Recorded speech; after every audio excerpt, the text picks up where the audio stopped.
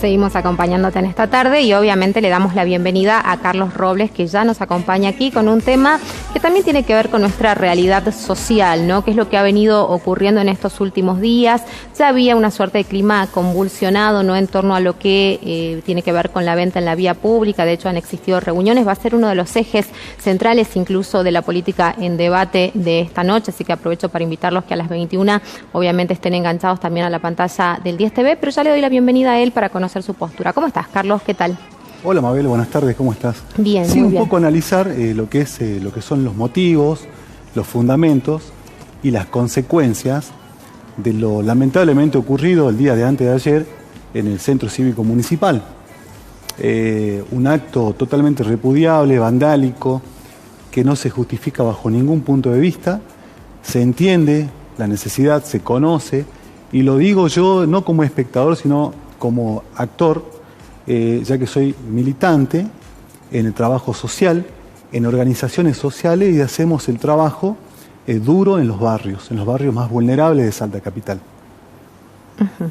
Contame un poquito acerca de esto, porque todos sabemos que las necesidades en el último tiempo se han acrecentado. De hecho, los números, las cifras, los porcentajes, ¿no?, que revelan el nivel de ocupación de las personas, el tema de la pobreza, ¿no?, que ha avanzado, la cantidad de niños que han caído lamentablemente bajo la línea de la pobreza y la indigencia, son datos reales, pero detrás de eso hay personas. Entonces también nos imaginamos o creemos o podemos hacer una lectura que muchas de estas cuestiones han tenido que ver con la necesidad, ¿no? Por ahí yo no comparto algunos discursos básicamente fundamentados en que hay alguien que está motorizando este tipo de acciones, por más que no se justifique la violencia, ¿no? Tampoco queremos llegar a ese extremo, pero sí hay situaciones de real necesidad y hay mucha informalidad lamentablemente en nuestra provincia desde hace muchísimo tiempo, ¿no? Décadas donde lamentablemente el trabajo genuino ha dejado de ser una realidad aquí en Salta, y bueno, la ciudad donde está, digamos, concentrada la mayor parte de la población no escapa a ese fenómeno. Se puede hacer un análisis muy por sobre la piel y determinar, por ejemplo, responsables, culpables. Pero por ahí nosotros como organización tenemos la obligación de ir un poco más al hueso, a la cuestión. Hay cierta dirigencia política que está disociada de la realidad, está totalmente fuera de la realidad, como si fuesen dos dimensiones distintas, política y realidad. Cuando estos dos mundos no se tocan entre sí, seguramente van a surgir injusticia social, desequilibrios, desigualdades. Nosotros creemos que la clase política tiene que ponerse los pantalones largos y de una vez por todas desembarazarse de pretensiones personales y objetivos egoístas, sobre todo en una situación tan crítica de pandemia y de horrible condición económica. La clase política debe entender que se perdió la credibilidad y que se rompió la confianza. Creo que tenemos que comenzar por ese punto. Se sabe que a veces no se hace lo que se debe hacer, por terminar haciendo lo que se puede hacer. ¿Por qué? Porque la situación es compleja. Y en esto de lo que se puede hacer, y yendo un poco más al punto de lo que pasó en el CCM, y hablando de lo que es el Ejecutivo Municipal, hace lo posible por contenernos a organizaciones sociales, y aún sin contar con los recursos de lo que es una cooperadora asistencial. No nos olvidemos, Bestina Romero está en esta gestión sin cooperadora asistencial, que para nosotros era un punto de pivot. Moría un vecino, no tenía cajón, vamos a ser realistas, crudos. ¿A dónde íbamos? A la cooperadora asistencial a pedir el servicio de sepelio para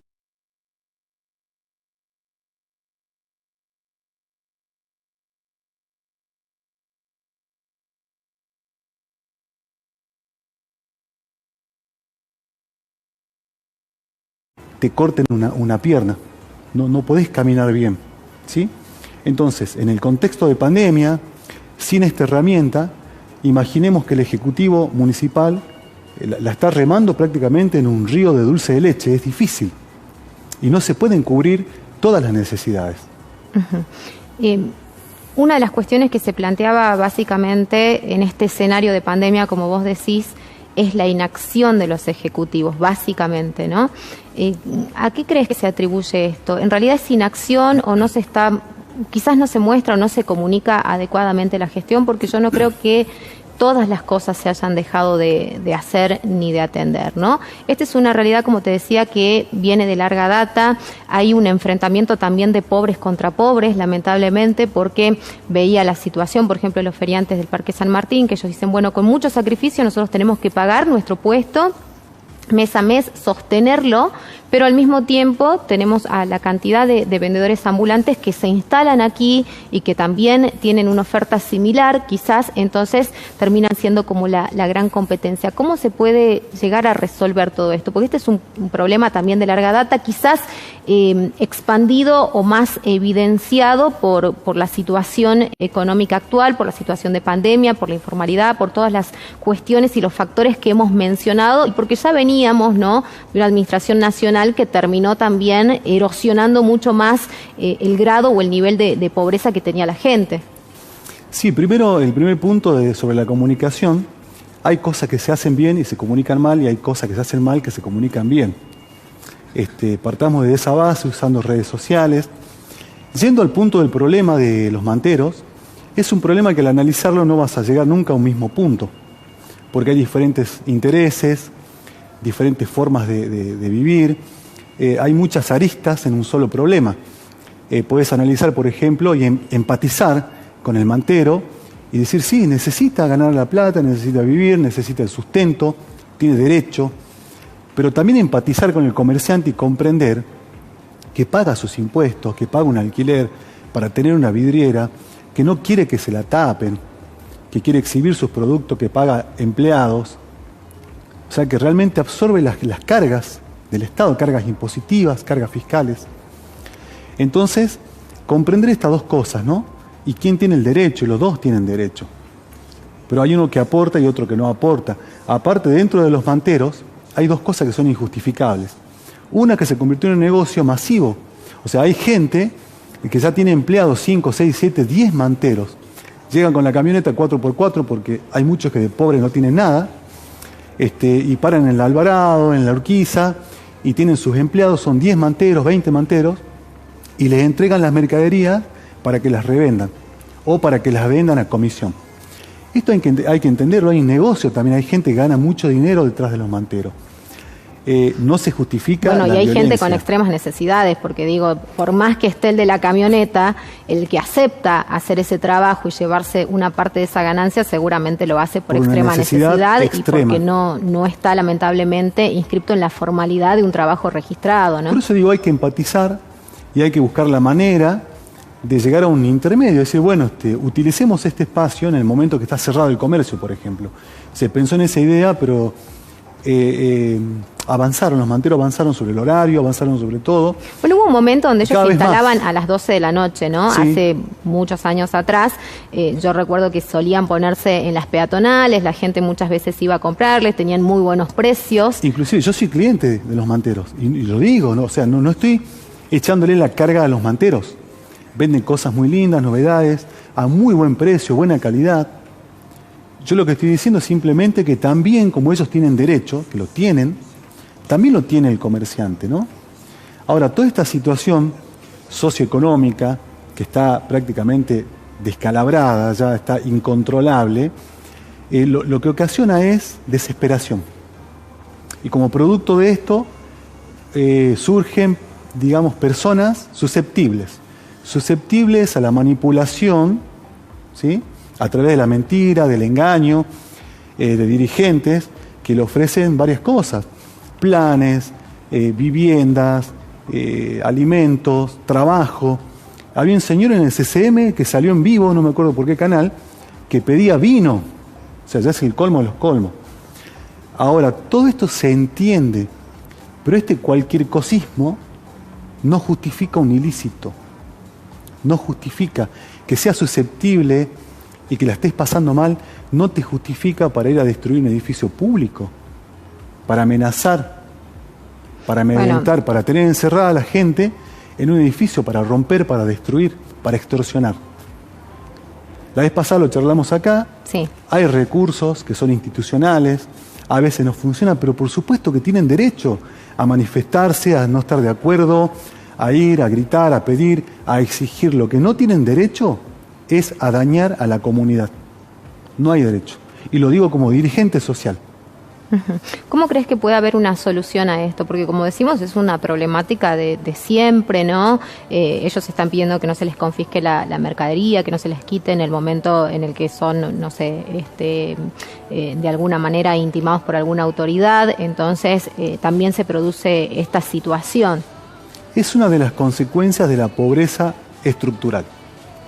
Nosotros como organización lo comprobamos. Nosotros, cuando hacemos distribución de mercadería, vos le estás llevando un módulo o 2 módulos que vos sabés que capaz que una semana tiran, comen.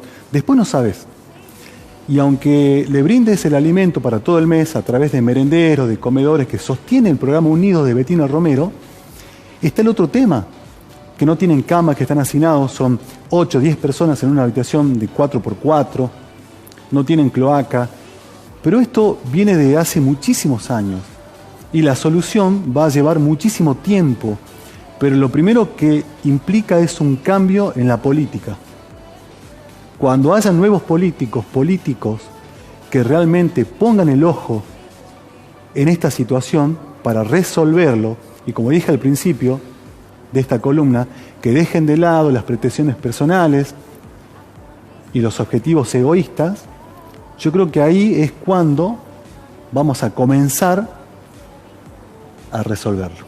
¿Es un ámbito que le corresponde solo a la municipalidad? ¿Vos crees que tienen que ingresar otros actores, digamos, a entender en este tema, ¿no? Hasta ahora hemos visto, bueno, que hay incluso hasta un interés de nación porque esto se resuelva. O sea, ya han empezado a intervenir actores externos que quizás en su momento no ingresaban a la discusión. Hay que entender y hay que saber que somos una provincia pobre, que somos un país pobre y que nos agarra una pandemia en una situación ya compleja, ya complicada, pre-pandemia, ya esto era complicado. Lo que lamentablemente se pierde es la solidaridad. Yo noto que cada vez se la menciona más, se la nombra más, la solidaridad, el solidario, el plan solidario, aquello solidario, pero de solidario no tenemos nada.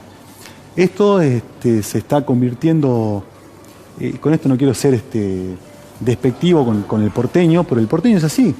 El porteño no le importa nada. Vos te podés estar muriendo ahí de hambre. O el argentino es así, ¿no? ¿Lo podemos hacer más extensivo? Yo te digo, sí, puede ser el argentino, gente buena y gente mala en todos lados.